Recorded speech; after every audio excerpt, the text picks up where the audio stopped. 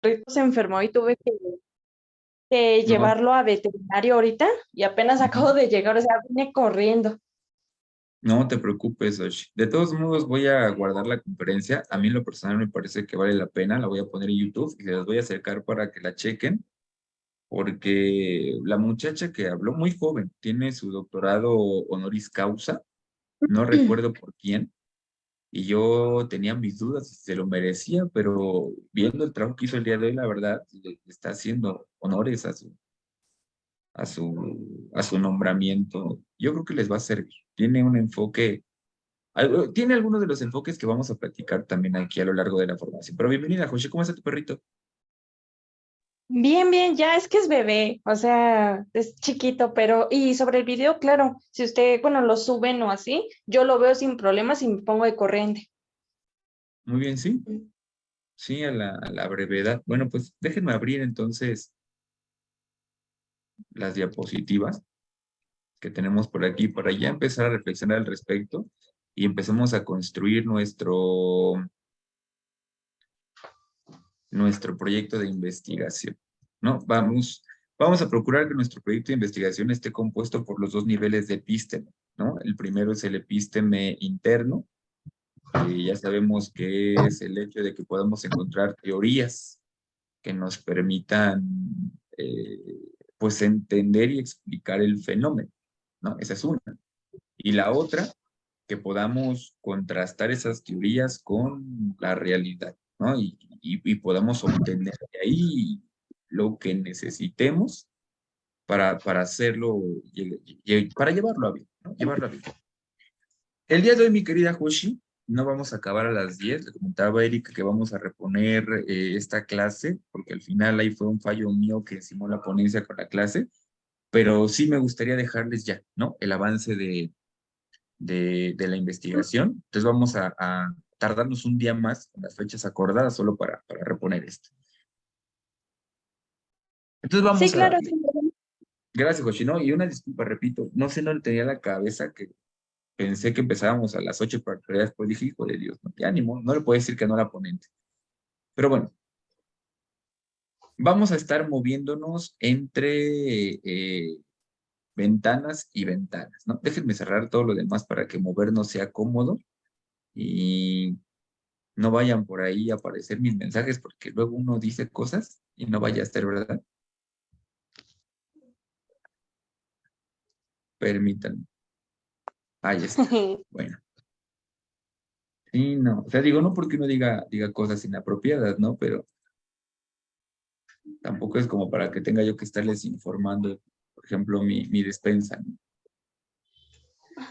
Bueno, pues nos vamos a mover entre una imagen y otra, ¿no? Quiero empezar por aquí, ¿no? Vamos a empezar por levantar nuestro proyecto de investigación. Vamos a comenzar por aquí, ¿no? No se preocupen si no tenemos mucha expertise al respecto, al final, pues sobre la marcha uno va aprendiendo, ¿no? Y todos los maestros tenemos un estilo diferente para enseñar la metodología de investigación, sobre todo aquellos que investigan, pues le han encontrado mañas, le han encontrado mañas. Los que no, pues son muy metódicos. Lo que sí les puedo compartir, y supongo que han tenido el gusto, es que un proyecto de investigación nunca queda desde el principio, siempre es ir y venir, quitar, poner, ¿no? Entonces, quiero partir de lo siguiente. No importa que no tengan ahorita muy claro el tema sobre el que quieren trabajar, ¿no? Lo que sí necesitamos es tener un tema para aprender, para practicar. A veces, cuando nos dedicamos a la investigación, pues una de las cosas que nos preocupa es elegir un tema y elegirlo bien, ¿no? Porque es como cuando te hacen elegir la carrera que vas a estudiar, lo que uno busca es elegir un tema del que no se vaya a arrepentir. Por eso no tengas cuidado. Lo que termina ocurriendo es que uno elige un tema, pero cuando comienza a empaparse de información, al final nos vemos atrapados por otras líneas de investigación. Y no se pierde el tiempo, porque al final todo lo que hemos investigado nos da la pauta para otra cosa. Y una vez que encontramos lo que queremos hacer, esto se vuelve sencillo. Pero vamos a partir de los principios, ¿no? Lo primero que quiero que tengamos en la mano es el tema de investigación. Y el tema de investigación es la cosa sobre la que te gustaría investigar. No tiene que ser precisa, ¿no? ¿Qué es un tema de investigación? Un tema de investigación es cuando yo digo, Sí, así como yo quiero investigar sobre abuso sexual, ¿no? El tema es amplio. O yo quiero investigar sobre violencia, o yo quiero investigar sobre agresividad, ¿no? Yo les sugiero que no se casen con los temas tradicionales, porque hablar de abuso, hablar de violencia y hablar de agresividad son el producto final de cosas que ocurren antes. Entonces, la psicología criminológica, más que nada la parte criminológica, están enfocadas en prevenir más que en corregir. Entonces, de repente nos vamos a encontrar más atrapados y seducidos, no por el abuso, no por la violencia, no por la agresividad, sino por todos los factores que nos llevan hacia allá. No, bueno. Entonces, lo primero que queremos definir es el tema. Yo les había comentado la sesión pasada que pensáramos en alguna situación que fuera incómoda, ¿no? Situación que fuera incómoda para la gente, pero no necesariamente un delito. Esto porque normalmente el delito, normalmente la violencia, normalmente la agresión, pues tienen una raíz en algún lugar. Y casi siempre este lugar son las situaciones que comienzan a incomodar a las personas, ¿no? Vamos a poner un ejemplo. Como psicólogo, no les voy a hablar como psicólogo. Yo en psicología, por ejemplo, me encuentro con cosas mm,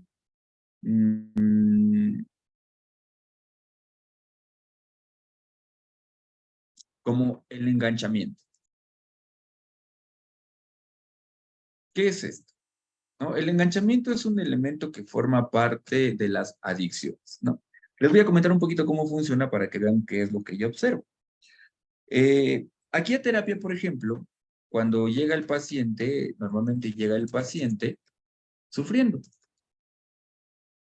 Yo desconozco cómo trabajan todos los psicólogos, la verdad lo desconozco, pero en mi experiencia como paciente y de repente escuchar a algunos colegas, incluso yo en mi misma práctica lo llegué a hacer, quizás todavía lo hago, es que me dedicaba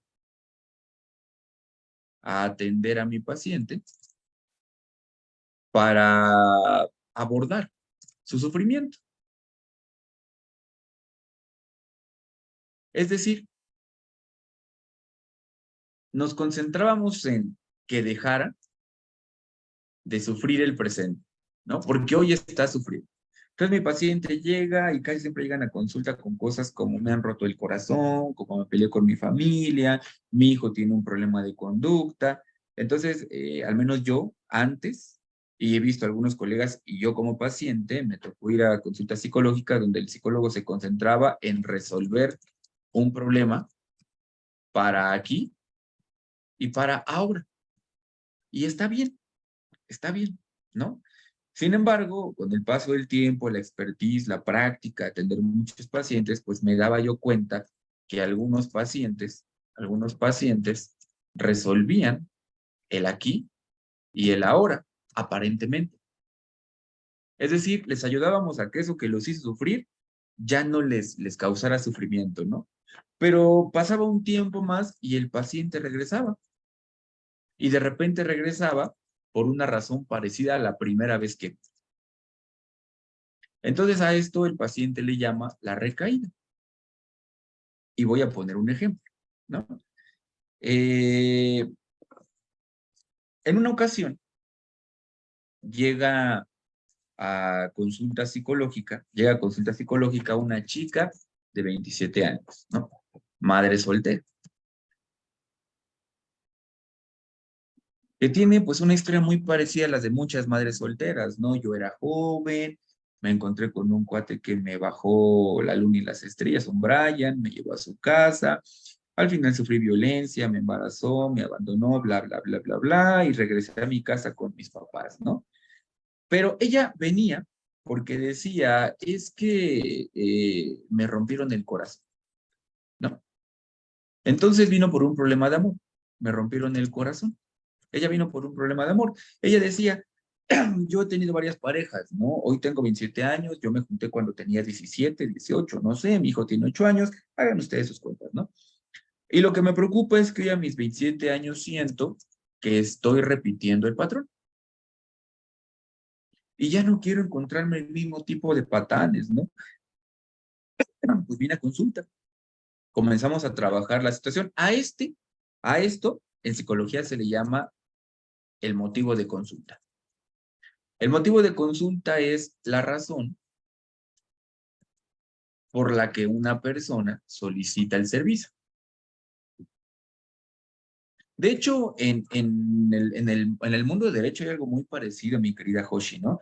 Es como cuando una persona viene con el abogado y quiere venir a solicitar un divorcio, ¿no? Es el motivo de consulta, quiero que me ayude a poder tramitar mi divorcio. Pero en psicología hay otra cosa a la que se le llama la demanda. La demanda es lo que no dice el consultante, pero es la raíz del problema.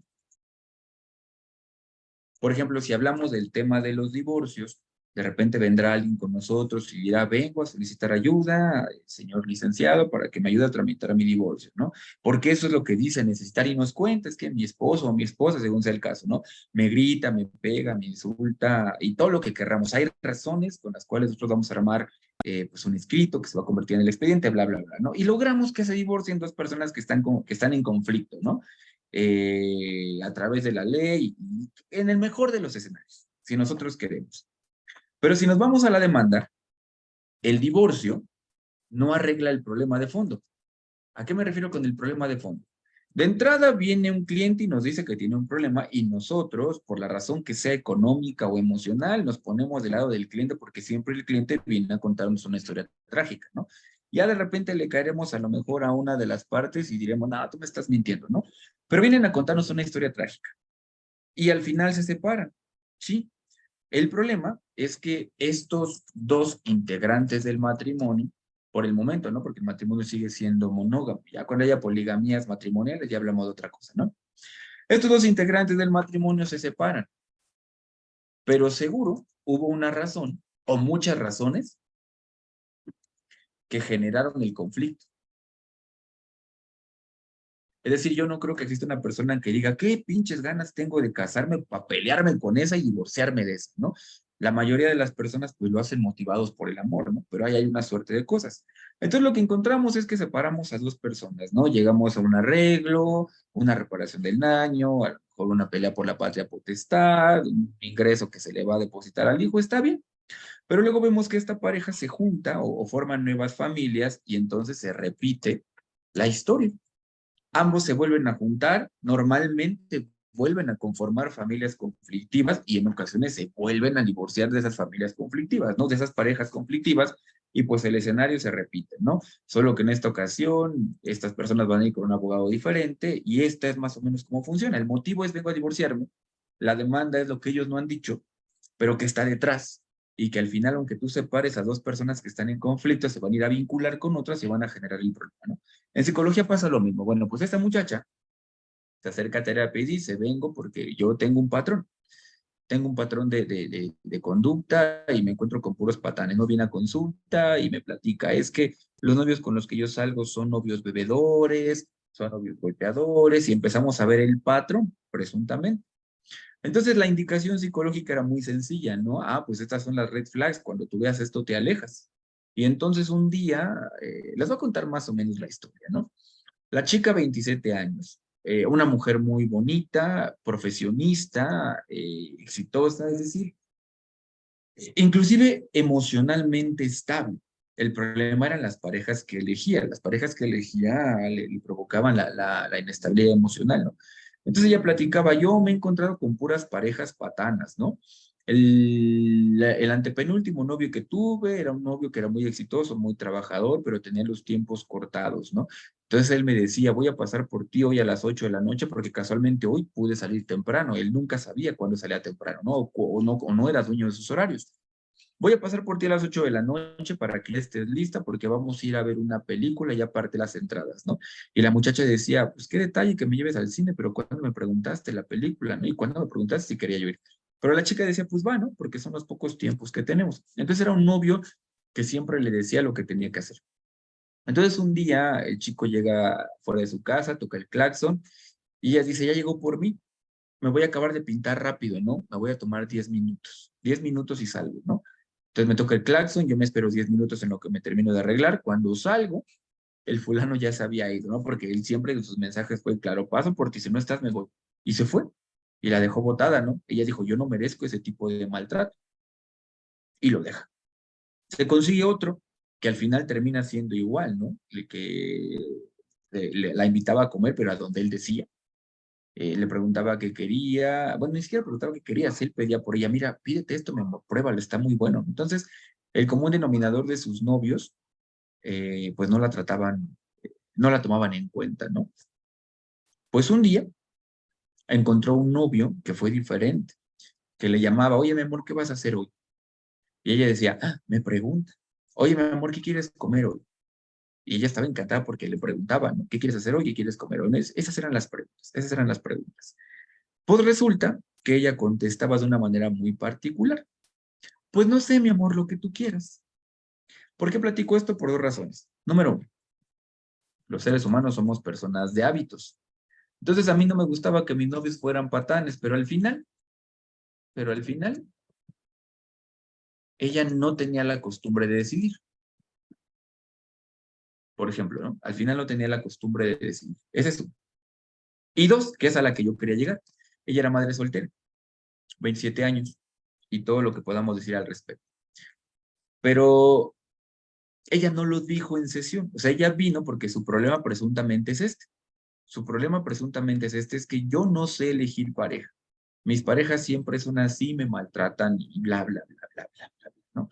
Al cabo de algunas sesiones psicológicas, ella empieza a platicar cosas que no tienen que ver con su pareja directamente, pero tienen que ver con su pareja.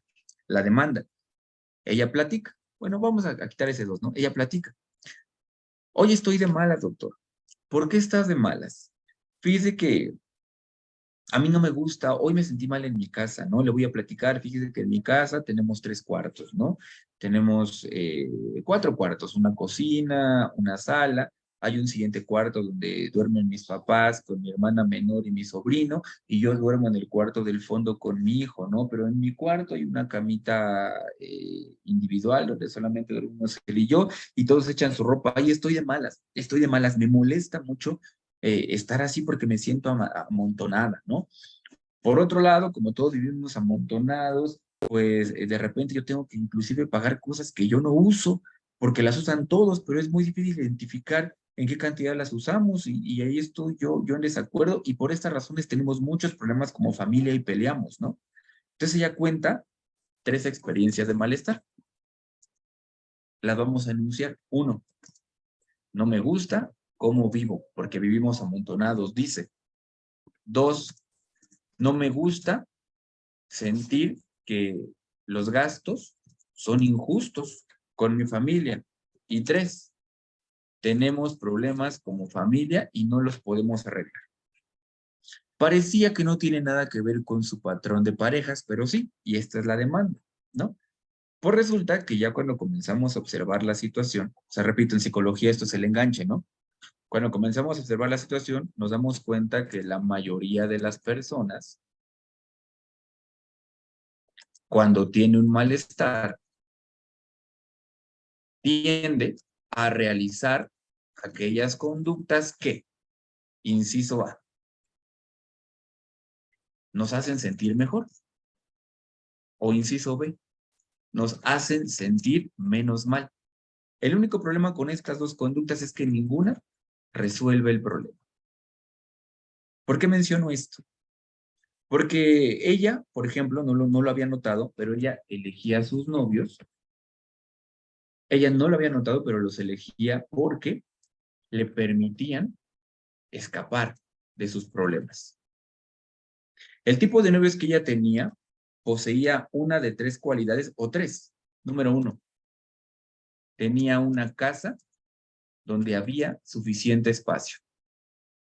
Entonces ella tenía mucho la costumbre de repente visitar las casas de los novios porque la invitaban y ella decía, qué bonita casa, es muy grande, mi novio tiene su propio cuarto, no, con que tuviera su propio cuarto y su privacidad para ella estaban bien, entonces no se diga, ¿no? El que tenía un departamento, no se diga el que tenía su propia casa, ¿no?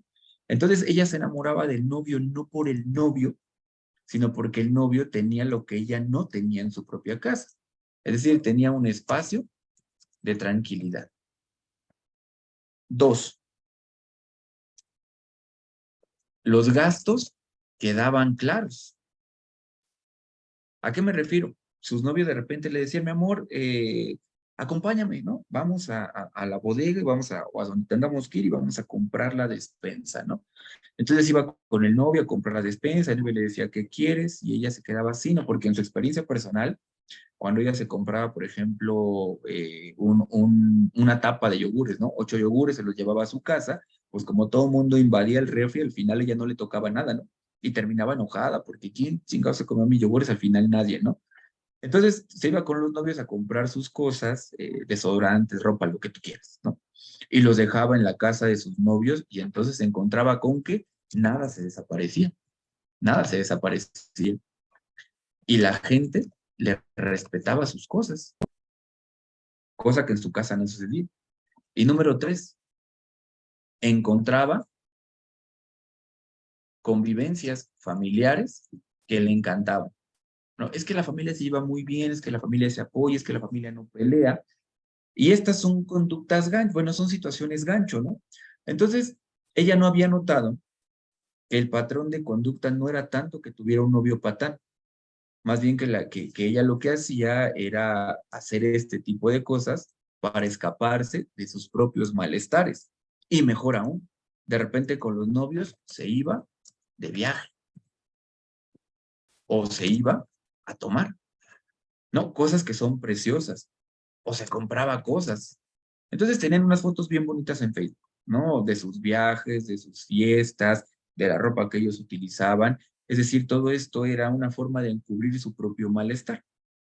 Pero lo que terminaba por pasar, y esto es lo que a ella le costaba de sus novios, lo que terminaba por pasar es que al final de cuentas ella tenía que regresar a su casa.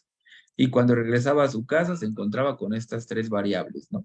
Entonces en ese momento ella comenzaba a enviarle mensaje al novio, de repente estaba dispuesta a dejar al niño encargado con quien fuera con tal de irse con el novio, no tanto porque lo amara, sino porque el novio le permitía sentirse menos mal o sentirse bien, pero eso no resolvía el problema de fondo. Y notarán que esto, por ejemplo, no es un delito, no es un crimen, pero si nos vamos a la criminología, es un factor de riesgo,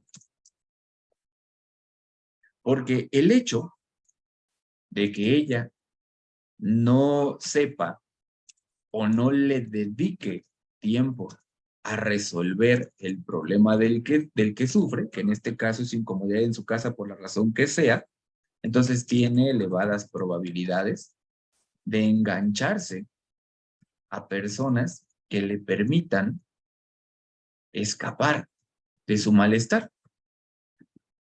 Esto va a generar 2 problemas. Número 1, cabe la posibilidad de que se encuentre con hombres tiranos que realmente la traten mal y ella no los va a dejar no porque los ama, sino porque es el lugar al que ella puede ir a escapar, ¿no? Pues es el lugar en el que ella escapa. O número 2, ¿no? Número 2, ella normalmente, por ejemplo, gastaba su dinero en alcohol, en salidas, en ropa, es decir, si el problema es que estoy incómodo en mi casa porque no quepo, pudo haber invertido para construir un cuarto, pero jamás lo hizo, ¿no? Si ella hubiera construido su propio cuarto dentro de esta casa, el amontonamiento hubiera desaparecido y muchos de estos problemas quizás hubieran desaparecido y por ende el tipo de hombres con los que se vinculaba hubieran sido diferentes porque ya no eran hombres a los que me vinculo por escapar, sino por otras razones y a ver cómo le resulta, ¿no? Te repito, esto no es un delito, pero eleva la probabilidad de volverse una víctima. Si ella sigue creciendo y de repente tiene un problema económico o lo que sea por su condición de la que no ha logrado escapar, podría aceptar trabajos en los que la negren mucho y le paguen poco, ¿no? Podría quedarse callada frente a un acoso en el trabajo, podría inclusive caer en prostitución o volverse el amante del jefe, es decir, podría poner situaciones de riesgo para no poner en riesgo la poca estabilidad que tiene y de la que ella, por ejemplo, no construyó un plan a futuro. Entonces, por ejemplo, en psicología, cuando no tenemos el ojo clínico, suele ocurrir que nos centramos en enseñarle, ¿no? En enseñarle habilidades sociales para elegir mejor al novio, ¿no? Inclusive le enseñamos a poner límites y todo lo que tú quieras. Pero notarás que todo esto que le enseñamos al final no le va a resolver el problema. Digo, es importante, pero no le va a resolver el problema porque su problema está en otro lado. Entonces aquí entra la preventología. En psicología tenemos psicología preventiva que intenta esto, ¿no? Identifico cuál es no el patrón de conducta. A esto le llamamos el aspecto antropológico. Es decir, cuáles son las situaciones de tu contexto que de alguna manera organizan que tú hagas, pienses, digas y sientas lo que haces, piensas, dices y sientes y que te mantienen ahí. Entonces, por ejemplo, de repente en psicología, y ahorita nos vamos a criminología, en psicología de repente le enseñamos al paciente a ahorrar, ¿no? Le enseñamos a demorar, eh, a demorar el premio para que no se gaste su dinero en ropa y pueda de repente a lo mejor comprarse 1,000 pesos de tabiquito, ¿no? Entonces, muchas de las soluciones importantes para la vida de las personas no son rápidas, ¿no? Pero la gente de repente pide préstamos, se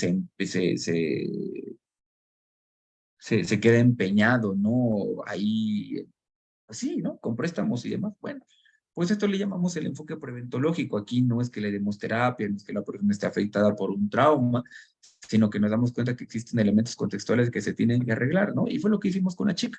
A la chica le tomó 3 años salir de esto.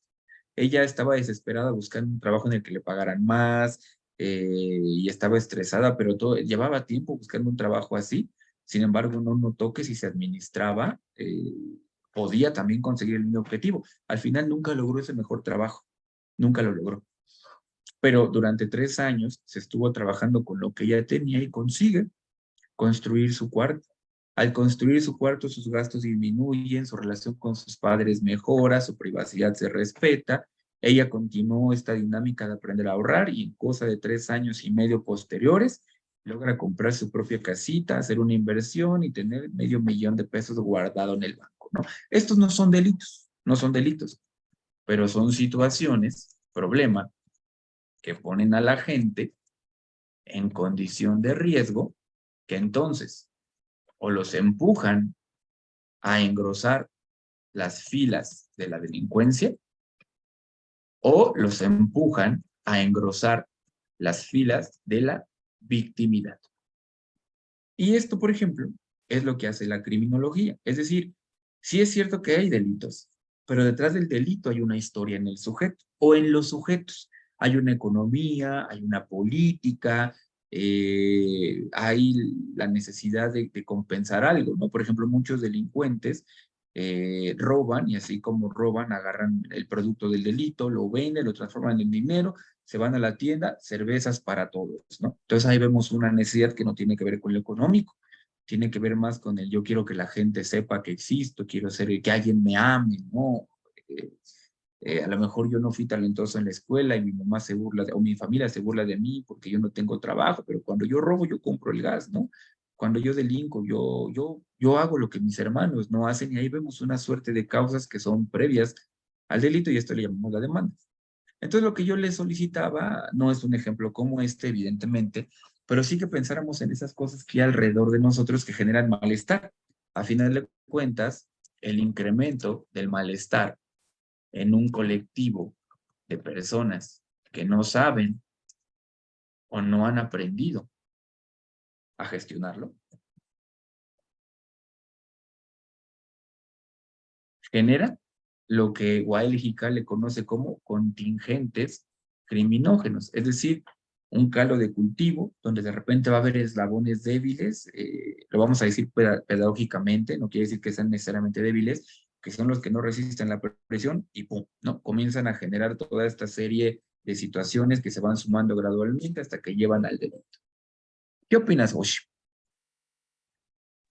La verdad, bastante interesante el caso de esta muchacha y entiendo como el ejemplo que se quiso dar. Me acordé de una lectura que nos dejaron en la escuela que se llama La Sociedad de los Individuos, o no sé si lo estoy diciendo al revés, de Norbert Elias, y justamente Adelante. habla en una parte, ¿mande? No, adelante, adelante. No importa el nombre. No creo que se enoje el autor, ¿no? No, no creo. Entonces, me llamó mucho la atención que en una parte decía esto, ¿no? De cómo muchas veces las personas actúan bajo una presión de su contexto, una presión social, ¿no? Incluso, ay, ¿cómo se llama esto? Me recordó este término que se llama individualismo. No sé si se me entienda qué quiero dar con esto, pero incluso el cómo uno se siente lo termina expresando al exterior. Ujú. Ok, Yoshi, gracias. Erika, ¿qué opinas? Pues sí, mire, con este caso que nos presenta, me queda más claro, ¿no? Cómo debemos irnos más hacia atrás, ¿no? No nada más centrarnos, por ejemplo, en el chico que robó un autoservicio, ¿no? Sino todo lo que hay detrás de él, qué lo llevó a hacer, lo que ha visto, qué ha vivido, qué ha escuchado. También me recordó, hace poco vi una película mexicana que a mí me encantan las películas mexicanas y esta Ujú. no la había visto, me gustó mucho, no recuerdo el nombre, pero más o menos es igual, ¿no? Es una pareja que pues están casados, no tienen hijos y cada uno tiene su trabajo, pues no ganan mal, pero pues se lo van sobrellevando. Desafortunadamente el esposo no tenía su licenciatura terminada y pues en el trabajo le dicen que solamente licenciaturas terminadas, entonces pues lo despiden. Su esposa pues ya no puede pagar y el machismo de él no permite que la esposa pague pues los gastos, la comida, todo eso, ¿no? Y pues no encuentra trabajo. Bueno, se suscitan muchas situaciones que los orillan a ya deber, pues la renta, que los vayan a sacar, ya no tener para comer, que les hayan engañado y ahora el carro pues ya lo tengan empeñado, en fin, y deciden robar. Entonces empiezan a robar para asaltar tiendas para pues poder tener dinero. Desafortunadamente después tienen el dinero, pero el esposo decide que no va a pagar, que no va a pagar ni la renta ni todo lo que debe, porque él ya trabajó mucho y ahora se merece disfrutar de ese dinero. Entonces después empiezan a robar, pero pues para darse lujos, para comer bien, vestirse bien, viajar, todo lo que no pudieron hacer hasta que pues ya llegan a lesionar a una persona y, o sea, ya se va el problema a una situación ya muchísimo mayor, ¿no? Entonces sí me parece muy interesante cómo pues desde diversas disciplinas podemos hacer algo para, para pues prevenir, porque pues estamos viendo todos esos factores y yo creo que sí podemos hacer grandes cosas en ese aspecto. Gracias, Erika. Oye, adelante, adelante. Sí, de hecho me interesó lo que acaba de decir aquí, la compañera, de, bueno, no sé si yo lo identifiqué ahora que usted comentó esto, pero incluso ver que una persona que es machista puede tanto convertir a la persona ya sea víctima, o sea, que sí, que sea expuesta como víctima como agresor, ¿no? En este caso el esposo al ser machista y decir, no, no quiero que aportes a la casa, no, yo no puedo permitir eso. Si ella llega a hacerlo, pues ya podría haber un problema, ¿no? Incluso escalar al punto de que haya agresiones físicas o incluso, bueno, lo que ahora conocemos como feminicidio. Bueno, nada más era eso. No, y yo ampliaré el ejemplo, Oshi me gusta porque inclusive, por ejemplo, si hablamos de machismo, ¿no? Inclusive uno mismo se victimiza por sus propias conductas, ¿no? Entonces, si hablamos del ejemplo de Erika, este hombre al no permitir a la otra que pague, pues al mismo tiempo pues, está vulnerada su imagen como hombre, ¿no? Entonces es una persona que victimiza, pero que también se maltrata a sí mismo al no permitirse, ¿no? Entonces, a esto me refiero cuando les comento que me gustaría que observaran como ejercicio, ¿no? Y ojalá esto pudiera ser un tema de interés, observaran una situación de esas que incomoda a la gente, que no es un delito, pero que podemos rastrear. Rastrear, al referirme a rastrear, me refiero a que podemos darnos cuenta, si observamos con atención, cómo ese malestar se va haciendo más grande e incluso se va convirtiendo en otras conductas. Y como una bola de nieve, va creciendo, se va transformando en otra cosa y ¡pum! tenemos delito. Y va a sonar a mentira, ¿no? Pero, por ejemplo, yo he visto personas que llegaron a consultas por un problema de amor y al final se vuelven acosadores, ¿no? Cierro con este ejemplo para ver si logro ilustrar la idea. En una ocasión llega a consulta psicológica un hombre, 45 años, ¿no es cierto? 42 años. Su historia es que él se casa con su esposa cuando cuando él tenía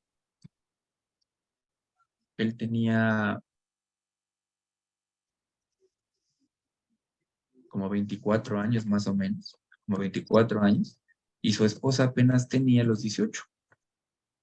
¡Ah, la madre! 24 y 18. ¿A la madre por la edad, Joshi, o en qué me perdí? Bueno, Ay, bueno. él tenía 24 y la esposa 18. ¿Por qué es importante esto? Porque si nos vamos al contexto histórico,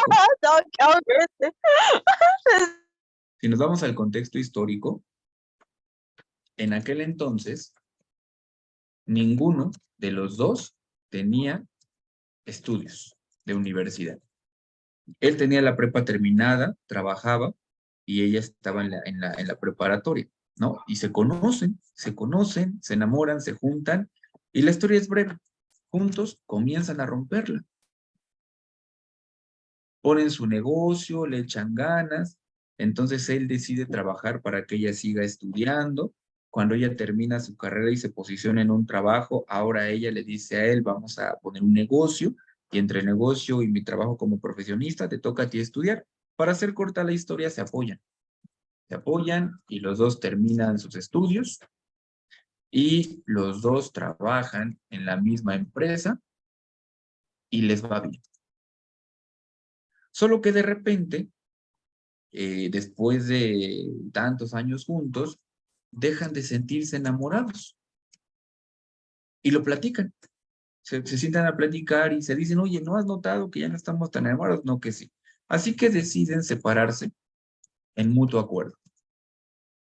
No hay peleas, no nada, los dos concluyen que pues no estamos enamorados, ¿no? O sea, somos de alguna manera, no sé cómo explicar. El punto es que no estaban mal, ¿no? Ambos se consideraban en un buen momento de su vida, se agradecían el uno al otro porque hicieron cosas juntos, no se pelearon el dinero ni las casas, llegaron a los acuerdos para, repartieron bien, repartieron bien. Y aquí viene lo interesante, ¿no? Él tiene 42 años. Él tiene 42 años. Y cuando llega a consulta cuenta la siguiente historia, ¿no? Ahorita les platico porque vino a consulta. Él dice, cuando yo me separé de mi pareja, pues me di cuenta que era soltero, ¿no? Que estaba libre.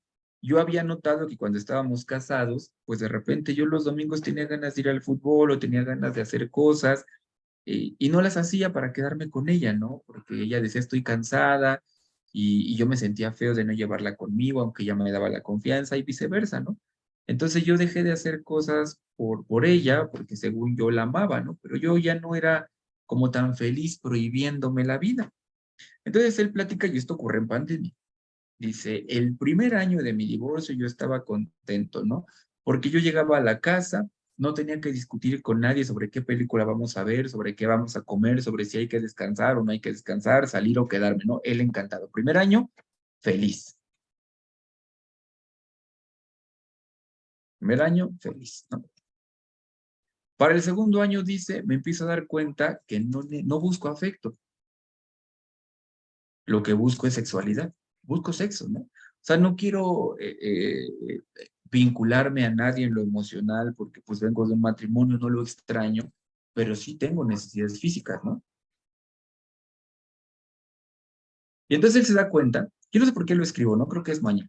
Él se da cuenta que cuando estaba con su esposa trabajando en la misma empresa, pues él era atractivo, ¿no? Trabajaban en pisos diferentes y él notaba cómo las compañeritas le echaban el perro, ¿no? Le echaban el perro. Entonces él decía, pues hay cómo, ¿no? Hay cómo la gente ya sabía que ellos se habían separado, que habían terminado bien, algunos comenzaron a cortejarla a ella, comenzaron a cortejarlo a él y él dijo, pues jalo, ¿no? Y entonces comenzó a tirarle el perro a las mujeres de su alrededor. Comenzó coqueteando con mujeres de su edad. Y de repente las mujeres respondían al coqueteo, pero una vez que estaban satisfechas, lo bateaban. Y gradualmente le empezó a bajar la edad, ¿no? Primero coqueteó con gente de su edad, porque él decía, pues personas como yo tienen las mismas necesidades, tengo muchas compañeras que son divorciadas que no buscan pareja, y no lo encontró, no encontró vincularse sexualmente con alguien. Pues comenzó a coquetear con personas de la edad de su esposa, ¿no? 5 años más joven que él, y no lo logró. Entonces él veía mujeres más jóvenes que su esposa y él platicaba, cuando yo estaba con mi esposa, íbamos por la calle, yo veía mujeres bonitas y no pasaba de que yo pensara qué bonitas son, pero jamás las pensé como un objeto sexual, jamás, porque yo tenía a mi esposa, yo estaba enamorado o al menos conforme con ella, ¿no? Pero cuando aparece mi necesidad sexual y me batean las de mi edad y me batean las de la edad de mi esposa, pues yo comienzo a echarle el perro a las mujeres más jovencitas, ¿no? Y él dice, logro atrapar a algunas, pero me doy cuenta que con ellas hay un intercambio, ¿no? Me dan sexo si soy su sugar. Es decir, si las saco a pasear, es decir, si les compro algo, si les pago la universidad. Y pues había un momento en el que yo ya no estaba dispuesto a pagar por eso, ¿no? Y yo decía, si voy a pagar por algo que realmente me guste. Algunas de estas solamente son un vicio sexual y nada más, ¿no? Pero bueno, el punto es que él empieza a rechazar este tipo de relaciones porque decía, pues yo estoy buscando a alguien con quien acostarme y nada más, no estoy buscando mantener a alguien, por eso me divorcié, ¿no? Entonces no le hacían caso las de su edad, no le hacían caso las de la edad de la esposa, él no estaba dispuesto a gastar en jovencitas que le pidieran varo y él se preocupa porque él notaba que pues no le daban entrada, ¿no? No le daban entrada para la parte sexual y él no deseaba vincularse emocionalmente con nadie. Y él dice, un día se levanta la pandemia, yo salgo a comprar unas cosas y en el transcurso de mi camino hay una zona donde hay una prepa y una secundaria, ¿no? Yo pasé un día de regreso y vi a las muchachas de prepa y me parecieron atractivas, inclusive pensé si me las ando dando, ¿no?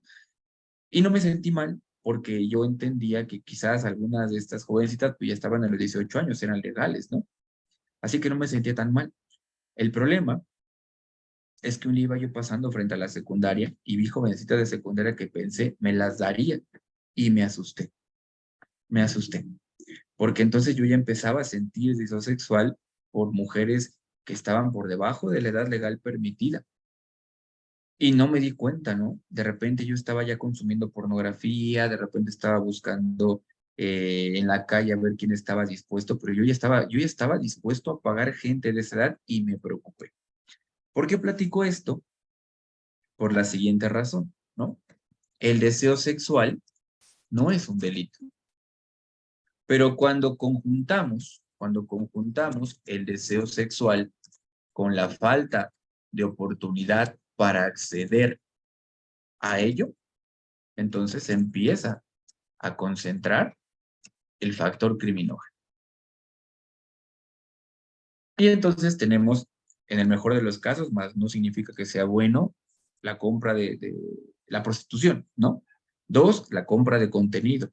3, quizás ya podría llegar al abuso sexual o a la violación. Y existió, por ejemplo, en Europa un movimiento, no recuerdo el nombre, también llegó a Estados Unidos, lo voy a checar, pero era un movimiento, primero empezó con mujeres solteras, mujeres que habían declarado la guerra al mundo y salían con pancartas a quejarse de que eran mujeres sexualmente no candidatas, ¿no? Entonces les molestaba que jamás nadie las había pretendido para nada y tenían necesidades y tenían deseos, ¿no? Y luego aparecieron otro colectivo de hombres que no eran elegibles. La diferencia es que las mujeres salían a hacer marchas, ¿no? Salían a quejarse, a gritarle al mundo, yo soy una mujer y también merezco, pues si no amor, al menos atención sexual, pónganos, háganos caso, ¿no? Tómenos en cuenta.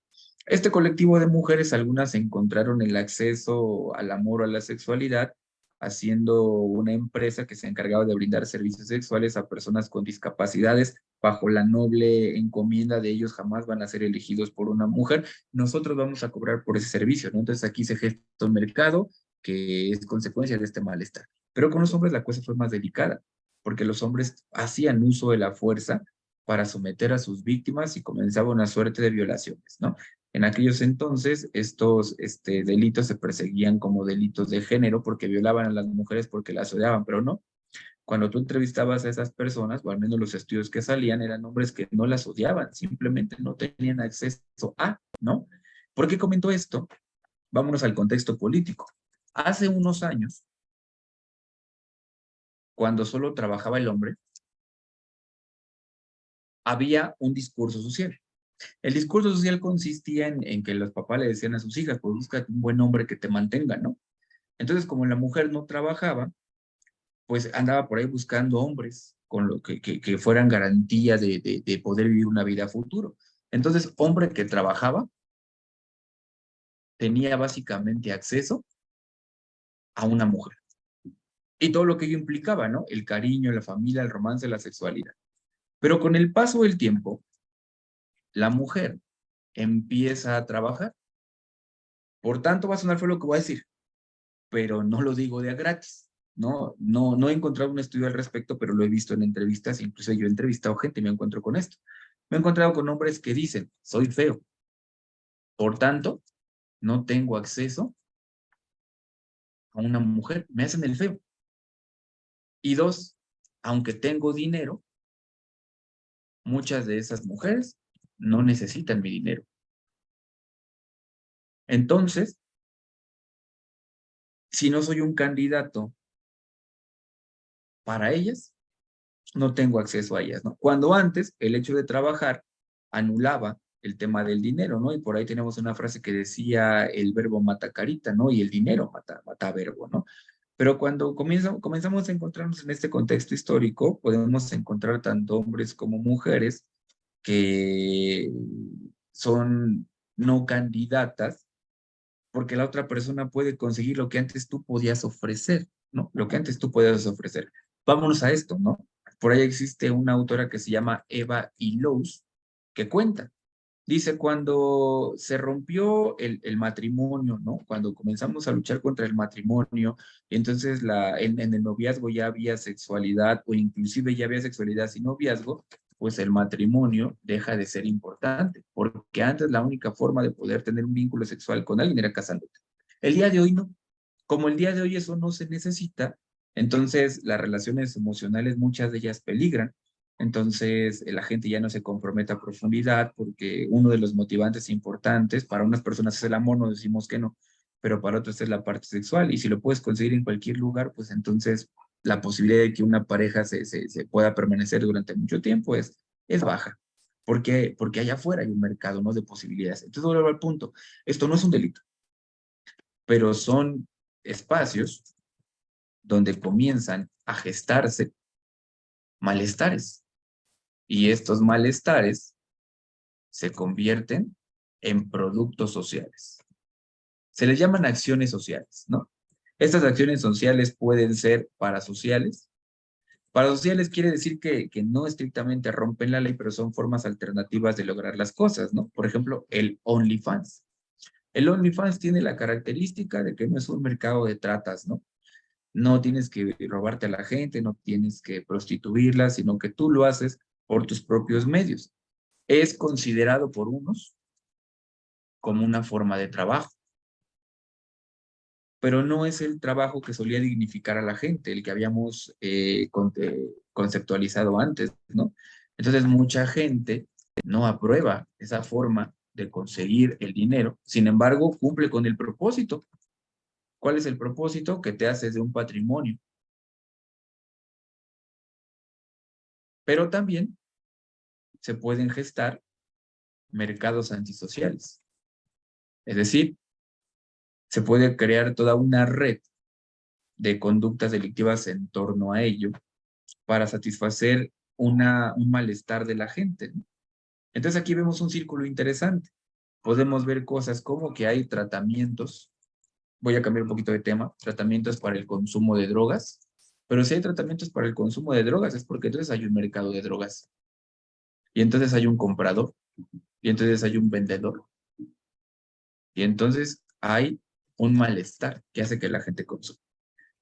En todo esto se mete la prevención, en preguntarnos qué malestares existen, mirar ecológico, cuáles de ellos pueden combinarse con otros o producir nuevos que a largo plazo generan conductas antisociales o generan contextos en donde se puede insertar una conducta antisocial.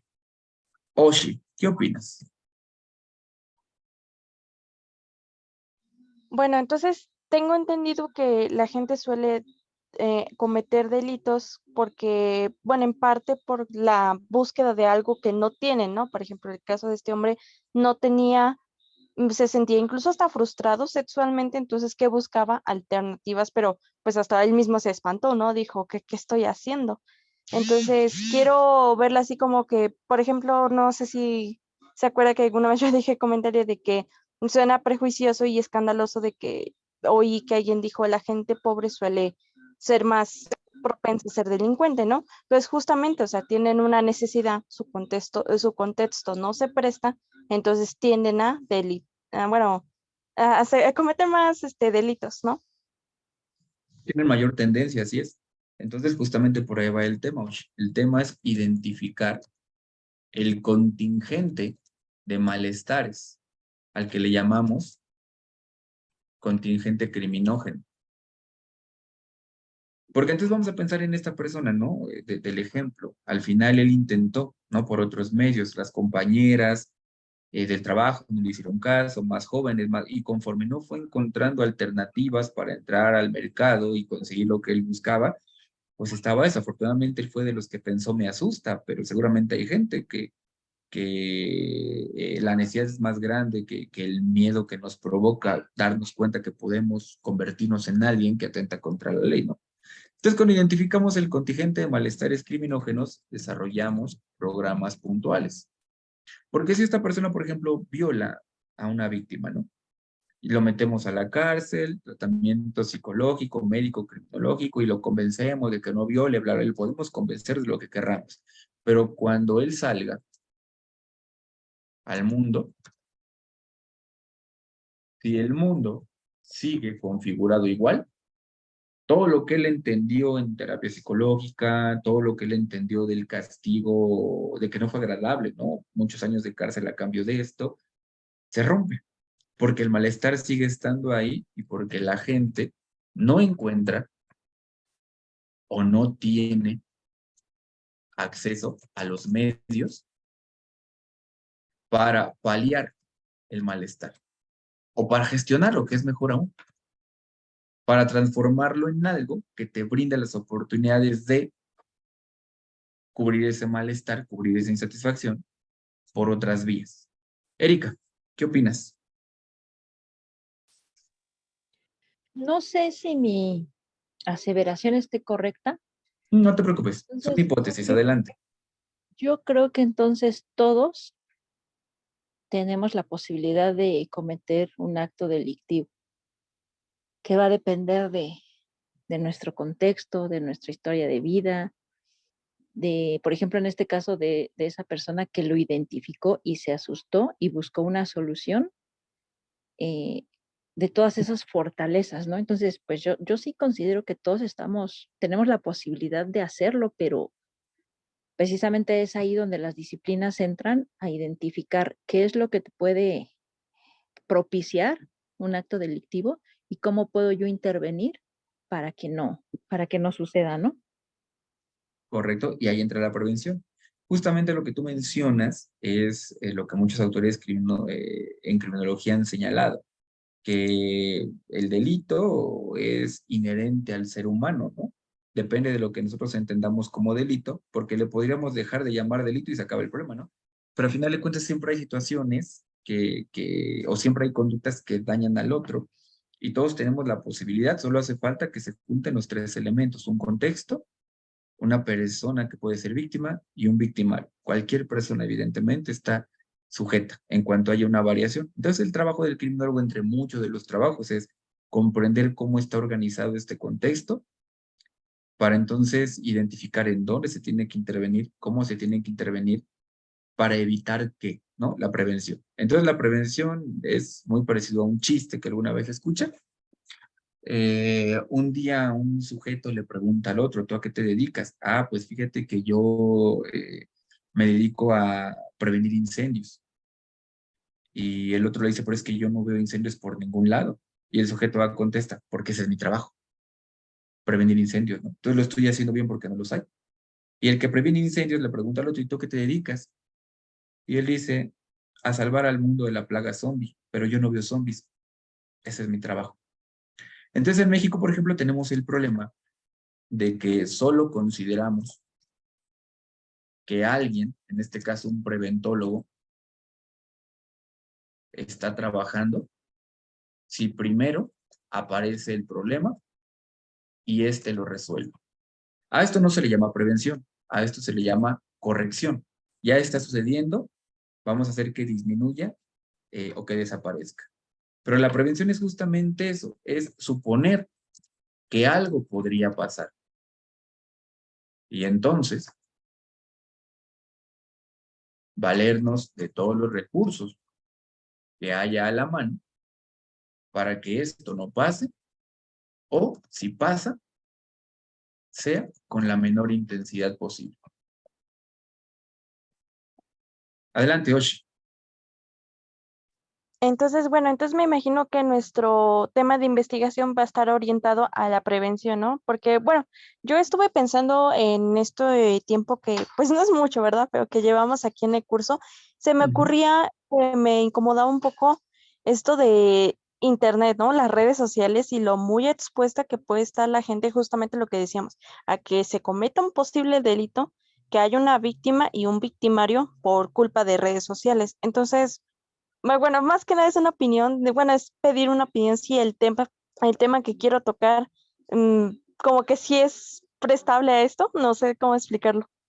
Sí, sí, Oshi. Sí, o sea, a final de cuentas, vamos a trabajar en dos líneas. La primera es la correctiva, porque sí están sucediendo cosas.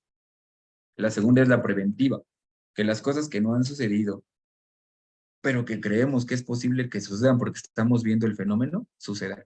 Y sí, es una buena línea.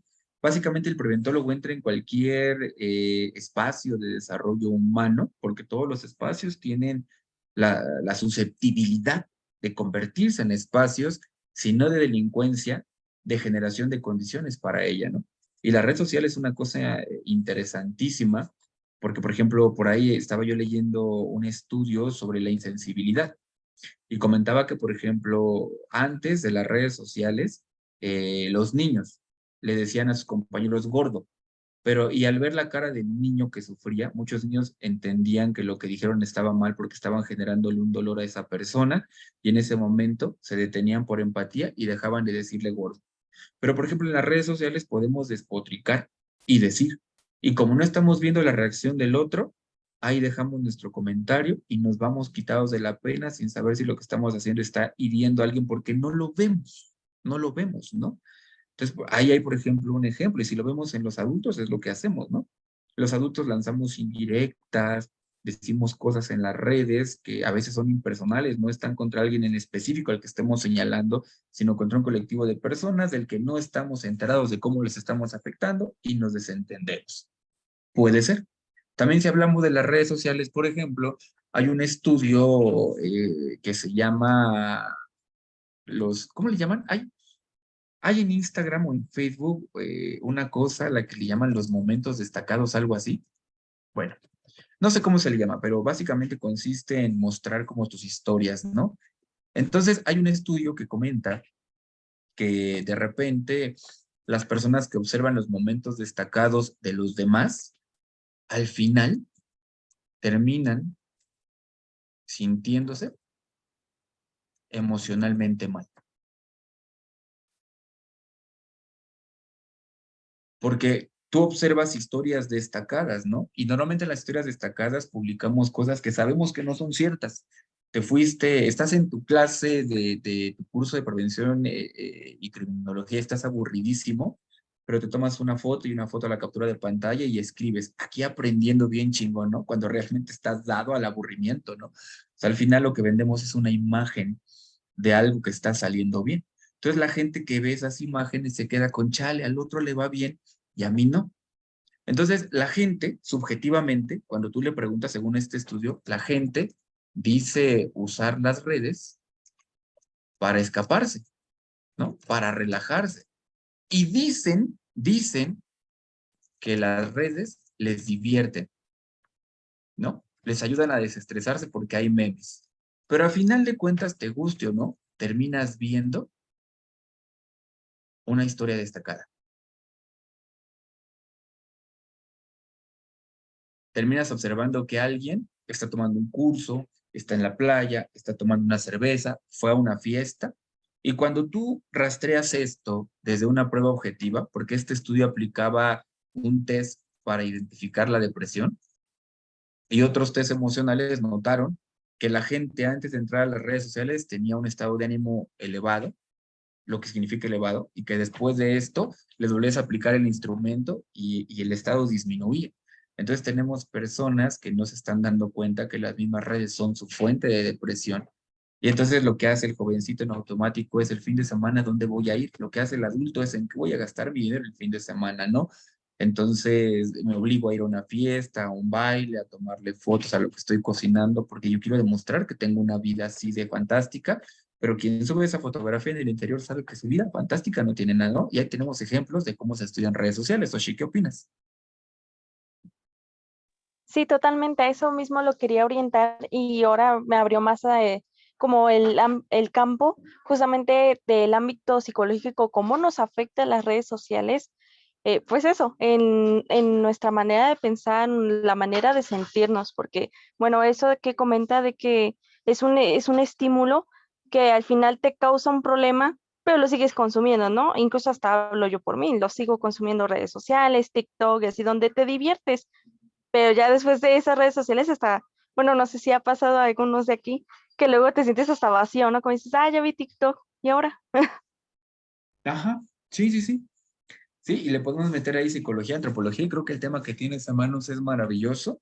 Ya después veremos cómo lo podemos vincular con el derecho, a lo mejor no directamente con una ley, a lo mejor no directamente con un delito, pero sí quizás una política criminológica o una política criminal que prevenga, ¿no? Por ejemplo, si tú lograras demostrar esto, hasta se podría, no sé, pecando de exagerado, promover una ley, ¿no? De regulación del uso de los dispositivos. Por ejemplo, pensemos en China, ¿no? Los chinos de repente dijeron, los TikTokers que van a hablar van a opinar sobre psicología o lo que sea, deben de tener una licenciatura y demostrar que son capaces, ¿no? De forma tal que el material que ellos compartan sea un material de confianza. Y ahí viene otro tema, Joshi, me acordé. En Europa, por ejemplo, eh, encontraron un fenómeno al que le llamaron el estrés parental. ¿Qué es el estrés parental? El estrés parental, en pocas líneas, tiene que ver con una exacerbación de la psicología. Entonces, en el TikTok, por ejemplo, en Instagram, en las redes sociales, aparecieron un montón de psicólogos dando consejos de cómo se debe ser un buen padre, ¿no? Para luchar contra esos viejos modelos educativos que incluían gritos, violencia, ¿no? Y ejemplos muy buenos, ¿no? Decían cosas, por ejemplo, a nivel educativo, es que los papás tienen que sentarse con sus hijos para hablar de las emociones, ¿no? Y un papá tiene que estar al pendiente del niño y revisarle las tareas, y tiene que hablarle con cariño, y tiene que abrazarlo, y todo, ¿no? Y la gente decía, es que los psicólogos tienen razón, porque yo cuando era joven, yo viví esto y lo sufrí, ¿no? Tienen razón. Entonces, lo que sucedió aquí es que los especialistas en la conducta, psiquiatras y toda la gente que opinaba sobre la conducta, tenían razón. Entonces los papás decían, el problema es que yo estoy de acuerdo con lo que dicen, pero yo por alguna razón no puedo ser ese padre. Y eso comenzó a generar estrés, ¿no? Porque entonces las mamás decían, es que yo trabajo, ¿no? Yo trabajo, yo sé que, y ahí vienen las frases románticas, yo sé que el que quiere puede, y yo como mamá se supone que si tengo un amor muy grande, yo podría entonces llegar del trabajo y encontrar energía y dejar la telenovela para dedicarme a mi hijo. Y muchas mamás empezaron a renunciar a lo que a ellas les relajaba para dedicárselo a los niños y comenzaron a enfermar, ¿no? Si pensamos en este fenómeno y nos vamos a las redes sociales están llenas de sugerencias de cómo debe ser todo lo que hacemos en el mundo, ¿no? Cómo debe ser una buena pareja, cómo debe ser un buen amigo, cómo debe ser una buena escuela, y todos básicamente a través de las redes sociales estamos sometidos al reglamento de cómo debemos de ser, y además estamos de acuerdo, ¿no? porque decimos, sí, pues yo quiero ser una buena pareja, tengo que ser así, o sí, yo quiero ser buen padre, y al final intentar alcanzar esos estándares, lejos de ayudarnos, nos tuerce, porque estamos buscando parejas ideales, familias ideales, escuelas ideales, maestros ideales, alumnos ideales, que si suenan bien, son inalcanzables para muchos de nosotros, y ahí tenemos otro elemento, ¿no? De malestar, que pues al final, ¿no? Se convierte o se conjunta con otras situaciones y ¡pum!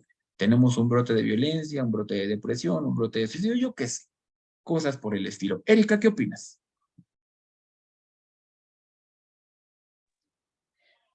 Pues en esta misma línea que viene manejando también con la compañera, yo más o menos también ya voy pensando en algo, aunque aún no lo tengo muy bien estructurado, pero de lo que yo observo aquí en mi entorno es eh, problemas en una estructura familiar sólida y por diversos aspectos, ¿no? Por familias reconstruidas, por familias donde papá y mamá tienen que trabajar y quien está al cuidado de los hijos son pues los abuelos, ¿no? Que ya no tienen ni la responsabilidad ni la energía para hacerse cargo de ellos, de la disciplina, de la educación.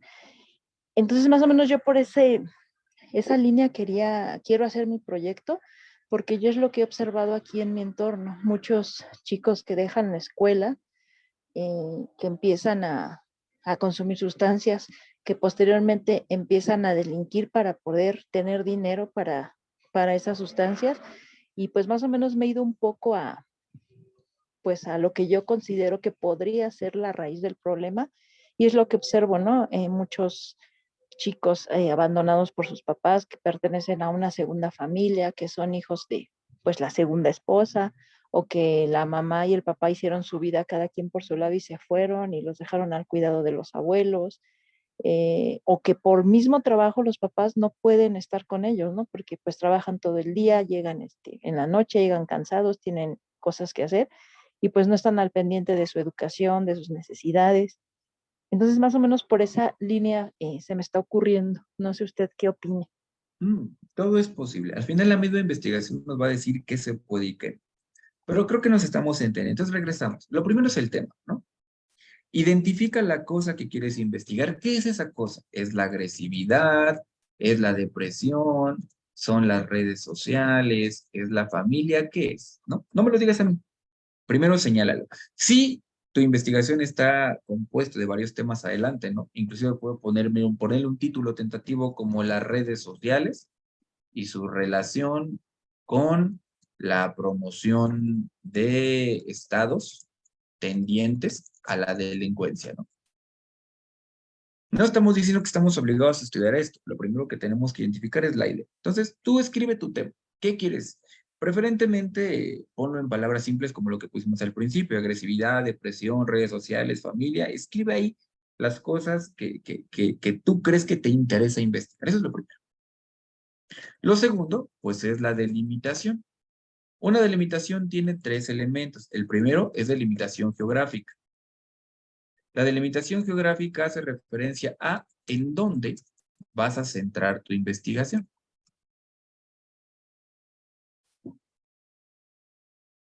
¿Qué es una delimitación geográfica? Pues yo voy a investigar lo que pasa en México, ¿no? Por ejemplo. O yo voy a investigar lo que pasa en mi colonia. O yo voy a investigar lo que pasa en mi escuela. Es decir, la delimitación geográfica es el espacio físico en donde vamos a hacer la investigación, ¿no? Donde vamos a encontrar a las personas que vamos a investigar. Pero también el día de hoy, por ejemplo, podemos pensar en la delimitación virtual. La delimitación virtual no es un espacio físico como una colonia, como una calle, como una avenida, ¿no? La delimitación virtual, por ejemplo, tiene que ver con un lugar donde se concentran personas o sujetos de estudio que territorialmente están en espacios físicos diversos, pero que se congregan en ese espacio. Por ejemplo, lo que quiere hacer Hoshi está aquí. Cuando ella dice, bueno, yo quiero investigar la agresividad en Facebook. Facebook no es un espacio territorial físico que esté demarcado por un código postal, que no. Sin embargo, es un lugar en el que podemos encontrar gente de muchas naturalezas y se concentran cierto tipo de mensajes, porque la dinámica del Facebook es distinta de la del Instagram, que es distinta de la de Twitter, que es distinta de la TikTok. Esto es un espacio virtual. La pregunta es, ¿yo voy a investigar un lugar físico, gente en lugares específicos, o un espacio virtual? Redes sociales, una revista, el contenido de alguna serie televisiva. Esos son espacios virtuales que atraen un público específico, ¿no? Entonces, delimitar es que tú me señales en dónde te gustaría investigar, si es físico o es virtual, porque la metodología es diferente y la forma de acercarnos a la gente es diferente. La segunda delimitación es temporal. En este caso, temporal quiere decir que hay 3 tiempos históricos. Vamos a investigar pasado, vamos a investigar presente o vamos a investigar futuro. En nuestro caso en particular, yo sugeriría que nos centráramos en el presente. Queremos saber cómo está ocurriendo el fenómeno hoy. Pero para poder entender el presente, a final de cuentas, tenemos que darle una repasada al pasado, ¿no? Si nosotros estudiamos el pasado, si nosotros describimos el presente, esto nos va a dar material para hipotetizar el futuro. Y esto ya lo hacemos a nivel estadístico, ¿no? Con estadística inferencial.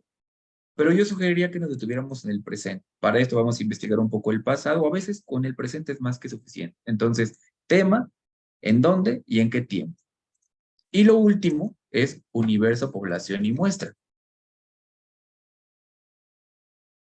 En realidad lo que nos interesa es la muestra, ¿no? Lo que queremos identificar es las características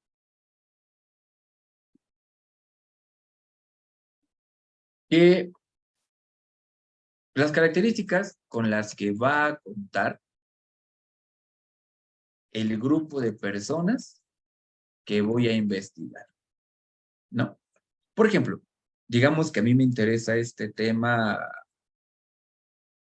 pensemos en ¿qué nos gusta?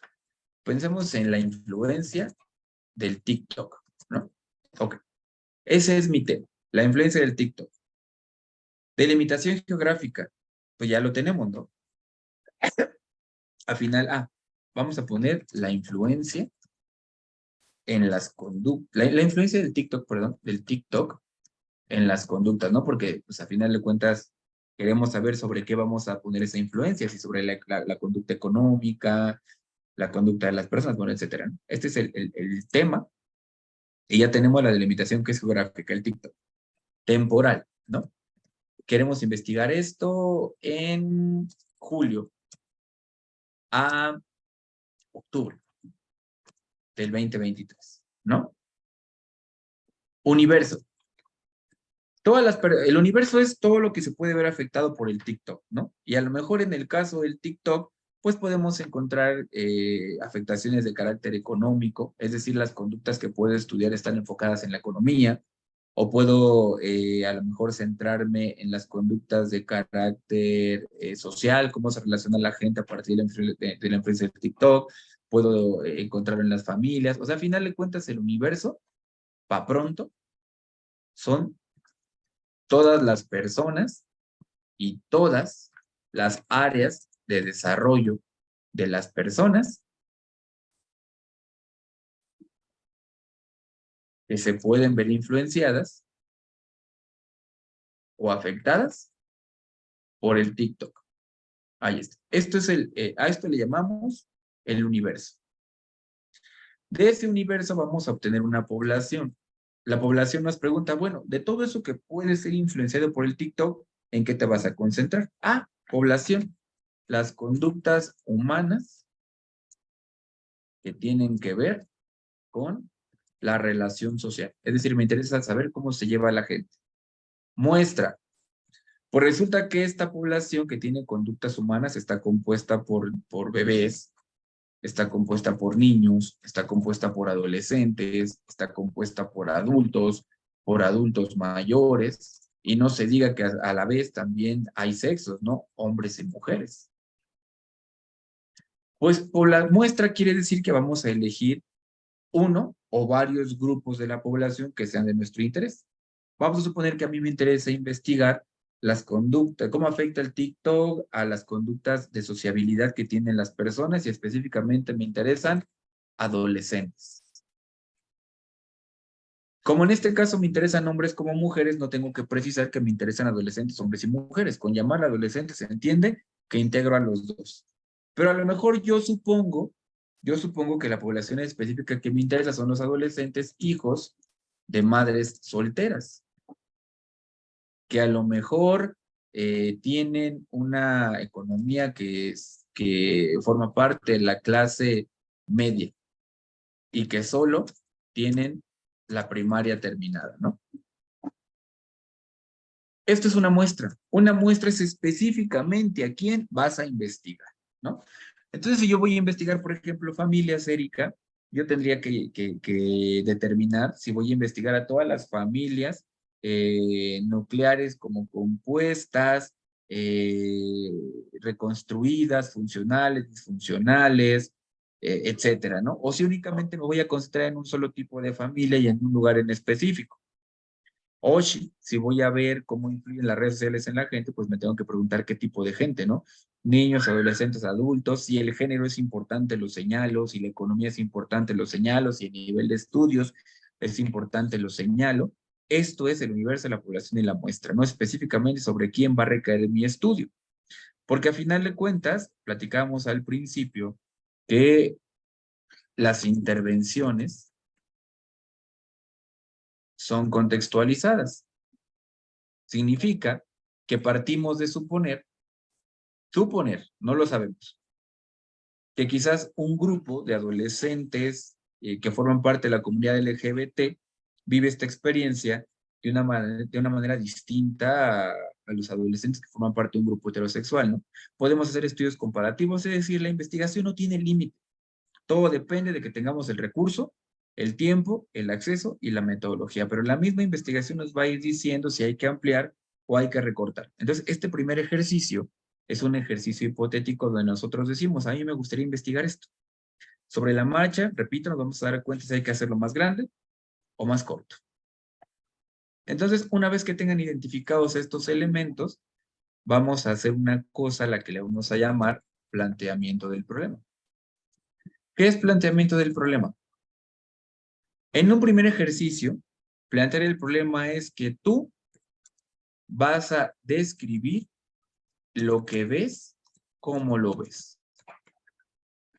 Por ejemplo, Erika, dices que yo aquí observo que hay un problema en las familias. Escriba eso. Escriba cuál es el problema que ve. Solo procuremos que en este escrito no se involucre lo que yo creo o lo que yo siento. Me limito a escribir lo que veo. No es porque se desprecie lo que yo creo y lo que yo siento, eso lo podemos escribir aparte, para separar el fenómeno objetivo, lo que se ve, cómo se ve, del fenómeno subjetivo, de lo que yo pienso al respecto. Ambas fuentes de información son importantes. Entonces, este ejercicio traigámoslo para la siguiente clase, tema, ya más claro, ¿no? Tema, delimitación geográfica, temporal, muestra, y escribamos qué veo, qué veo.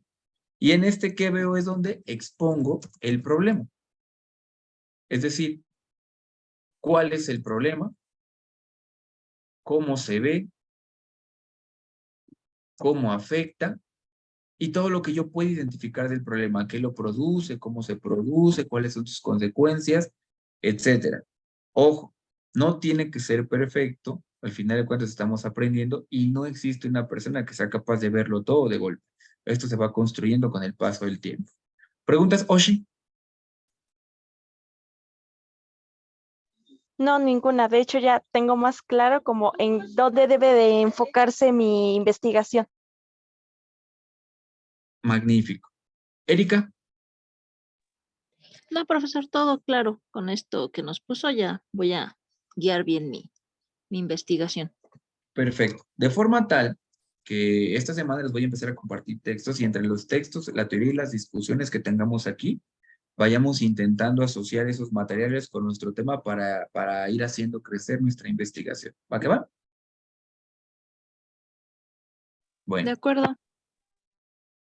gracias. Pues chicas, repito, este nada más va a ser como un pequeño adelanto de lo que quiero hacer. Esta clase se las voy a reponer porque al final les quité por ahí una hora, no por la conferencia, pero no íbamos a dejarla morir así, ¿no? Ya tenemos por ahí un avance y les envío mañana el enlace para la clase del miércoles, ya para que tengamos estos materiales.